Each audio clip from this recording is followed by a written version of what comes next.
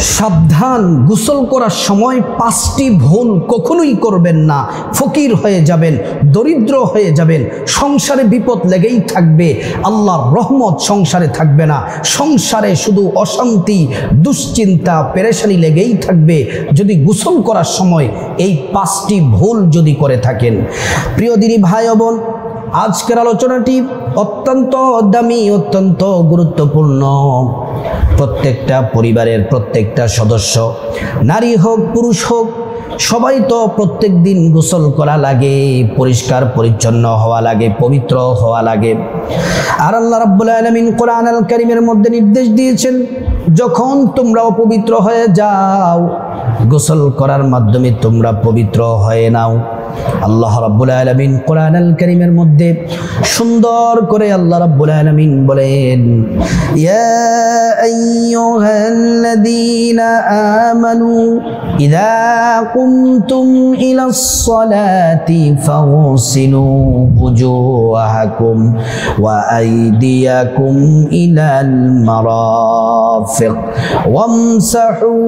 আল্লাহ পাক বলেন, হ্যাঁ ঈমানদারেরা, নামাজে দাঁড়ানোর আগে তোমরা সুন্দর করে ওযু করে নাও, নামাজে দাঁড়ানোর আগে তোমরা সুন্দর করে পবিত্র হয়ে নাও।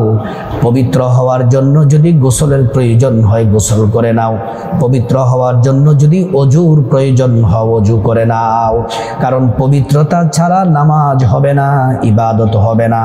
আর যারা পবিত্র থাকেন আল্লাহ তাদেরকে ভালোবাসে না। প্রিয় দিনী ভাই ও বোন, সাবধান, গোসলের সময় 5টি ভুল কখনোই করবেন না, ভয়ঙ্কর বিপদের মধ্যে পড়ে যাবেন, সমস্যার মধ্যে পড়ে যাবেন।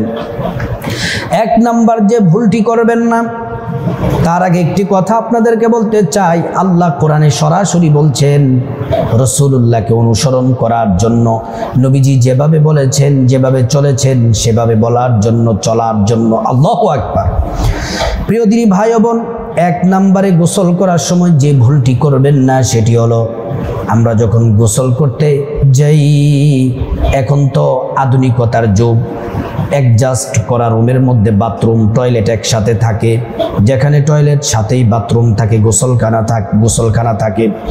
এজন্য প্রিয় দিনী ভাই ও বোন, আমরা যখন বাথরুমে প্রবেশ করব, সাবধান, ডান পা দিয়ে বাথরুমে প্রবেশ করব না, ডান পা দিয়ে বাথরুমে প্রবেশ করব না। তারপরে বাথরুমের একটি দোয়া আছে, দোয়া না পড়ে বাথরুমে প্রবেশ করব না। তাহলে ডান পা দিয়ে বাথরুমে প্রবেশ করা যাবে না, দোয়া না পড়ে প্রবেশ করা যাবে না। এই ভুলটি কখনোই করবেন না, কঠিন বিপদের মধ্যে পড়ে যাবেন। আল্লাহর হাবিব শিখিয়েছেন বাথরুমে কিভাবে প্রবেশ করবেন। এবার শুনুন কিভাবে নিয়ম বাথরুমে প্রবেশ করার। বাথরুমে বাম পা দিয়ে প্রবেশ করার জন্য নবীজি বলছেন, বাম পা দিয়ে বাথরুমে প্রবেশ করার জন্য বাম পাটা বাথরুমের মধ্যে রাখবেন। আর বাথরুমের একটি দোয়া আছে প্রবেশ করার, দোয়াটি হলো, আল্লাহুম্মা ইন্নী আউযু বিকা মিনাল খুবুসি ওয়াল খাবাইস। আবারও বলছি, আল্লাহুম্মা ইন্নী আউযু বিকা মিনাল খুবুসি ওয়াল খাবাইস। প্রিয় দিনী ভাই ও বোন, যদি আপনারা বাম পা রেখে এই দোয়াটি যদি পড়তে পারেন, তারপরে বাথরুমে যদি যান, তাহলে বাথরুমটা হবে আপনার জন্য নিরাপদ। আর যদি বাথরুমে ঢোকার সময় যদি ডান পা দিয়ে দোয়া না পড়ে যদি ঢুকেন, তাহলে কঠিন ভয়ঙ্কর বিপদের মধ্যে পড়বেন। জিনের ঘর হলো বাথরুম, বাথরুমের মধ্যে জিন থাকে, শয়তান থাকে। আপনি যদি দোয়া না পড়েন, এই জিন শয়তান আপনার এমন ক্ষতি করতে পারে, আপনার জীবন সর্বনাশ করে ফেলবে, কঠিন বিপদ আপনার জীবনে করে ফেলবে। এই জন্য ভুল করবেন না, বাথরুমে 1 নাম্বার ভুলটি করবেন না। এই ভুল থেকে সাবধান থাকতে হবে, নবীর তরিকায় বাথরুমে প্রবেশ করতে হবে। প্রিয় দিনী ভাই ও বোন, 2 নম্বরে বাথরুমে গোসল করার সময় সাবধান। গোসল করার সময় 2 নাম্বার যে ভুলটি করা যাবে না, আপনি বাথরুমে গোসল করেন আর পুকুরে গোসল করেন আর যে নদীতে গোসল করেন, যেখানেই গোসল করেন, 2 নাম্বার ভুলটি বড় মারাত্মক। এখানে 2টি বিষয় আলোচনা করলে ক্লিয়ার হবে।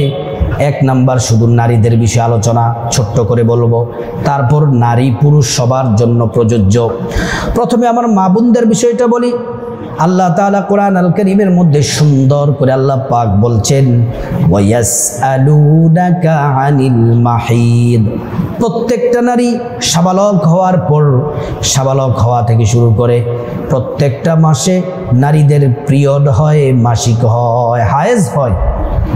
হায়েজের সর্বনিম্ন সময়সীমা হচ্ছে 3 দিন আর সর্বোচ্চ সময়সীমা হলো 10 দিন। আপনাদের যখন হায়েজ থেকে মা বোনরা যখন পবিত্র হবেন, পবিত্র হওয়ার জন্য ফরজ গোসল করা লাগবে। যখন আপনি গোসলখানার মধ্যে যাবেন, গোসলখানার মধ্যে গিয়ে যদি আপনি গোসলের ফরজ যদি আদায় না করে শুধুমাত্র যদি শরীরের মধ্যে পানি ঢালেন আর সাবান ঘষতে ঘষতে যদি শেষ করে ফেলেন, পবিত্র হবেন না।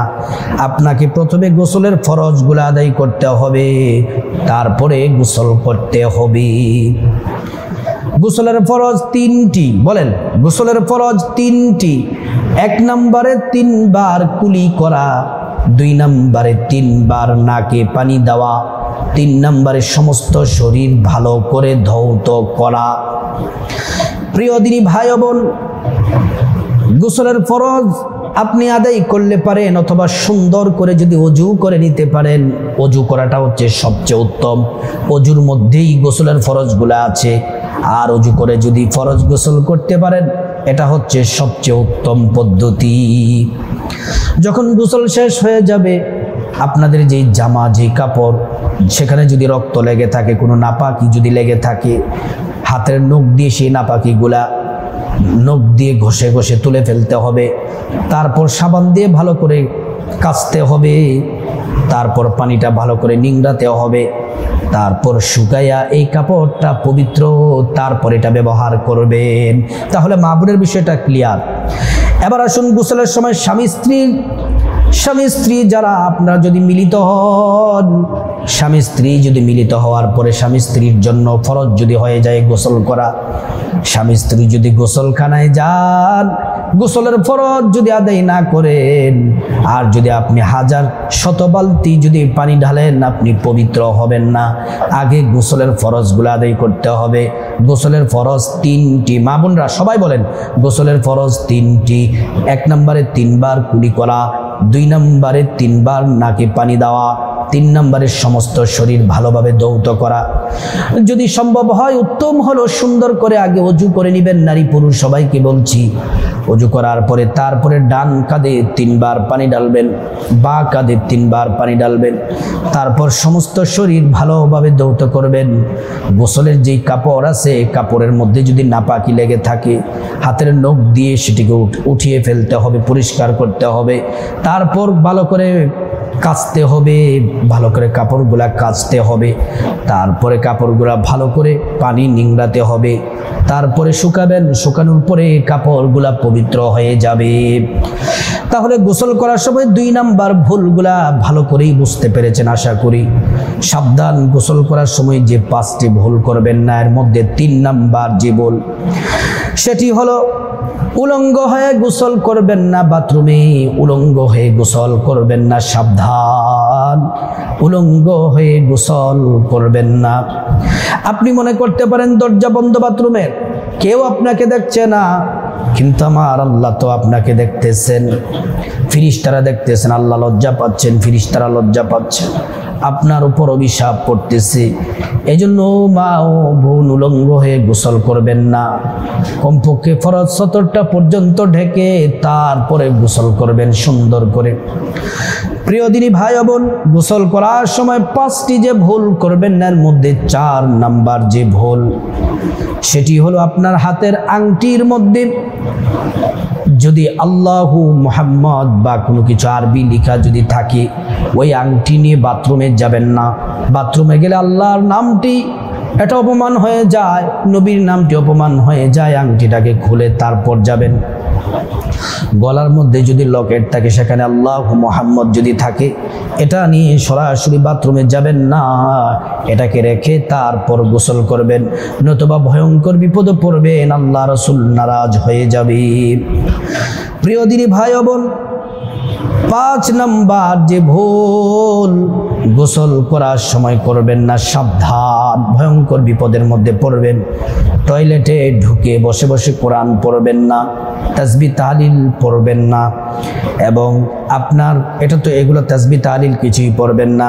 আপনার হাতে যে মোবাইল আছে, টাচ মোবাইল, ওই মোবাইলের স্ক্রিনে যদি আল্লাহ মুহাম্মদ আরবি নাম যদি স্ক্রিন পেপারে যদি দেওয়া থাকে, তাহলে খবরদার ওই মোবাইল নিয়ে বাথরুমে যাবেন না, মোবাইলটা বাহিরে রেখে তারপর বাথরুমে যাবেন।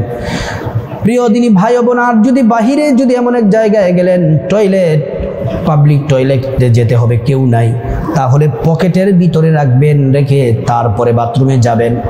প্রিয় দিনী ভাই ও বোন, গোসল করার সময় 5টি ভুল যদি করেন, ভয়ঙ্কর বিপদের মধ্যে পড়ে যাবেন, সমস্যার মধ্যে পড়ে যাবেন, অভাব অনটন সংসারে লেগে থাকবে।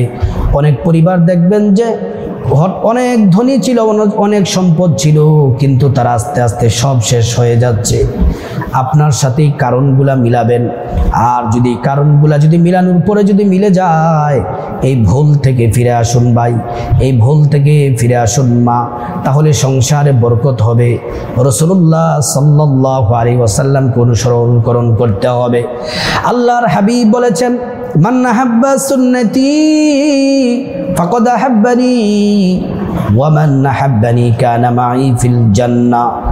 যে ব্যক্তি আমি নবীর সুন্নাতকে আঁকড়িয়ে ধরলো, আমি নবীর সুন্নাতকে ভালোবাসলো, সে যেন আমি নবীকে ভালোবাসলো, আর যে আমাকে ভালোবাসলো সে যেন আমি নবীর সাথে জান্নাতে থাকবে। সুবহানাল্লাহ। প্রিয় দিনী ভাই ও বোন, গোসল করার সময় মা বোনেরা, মুসলিম ভাইরা, এই ভুলগুলা করবেন না, সাবধান হয়ে যান, কখনোই ভুলগুলা করবেন না। আল্লাহ পাক এই সমস্ত ভয়ঙ্কর ভুল থেকে আমাদেরকে বেঁচে থাকার আল্লাহ পাক তৌফিক দান করুন। সঠিক পদ্ধতিতে নবীর তরিকায় সুন্দর মতো গোসল করার তৌফিক আল্লাহ পাক দান করুন।